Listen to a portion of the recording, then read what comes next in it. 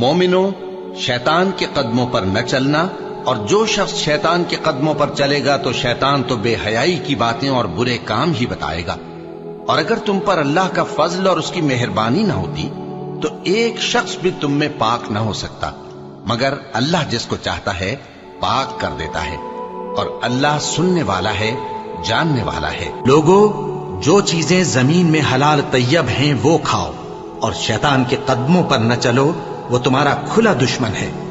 وہ تو تم کو برائی اور بے حیائی ہی کے کام کرنے کو کہتا ہے۔ شیطان تمہیں تنگ دستی کا خوف دلاتا اور بے حیائی کے کام کرنے کو کہتا ہے، اور اللہ تم سے اپنی بخشش اور رحمت کا وعدہ کرتا ہے، اور اللہ کشائش والا ہے، سب کچھ جاننے والا ہے۔ اور وہ کہ جب کوئی کھلا گناہ یا اپنے حق میں کوئی اور برائی کر بیٹھتے ہیں تو اللہ کو یاد کرتے اور اپنے گناہوں کی بخشش مانگتے ہیں، اور اللہ کے سوا گناہ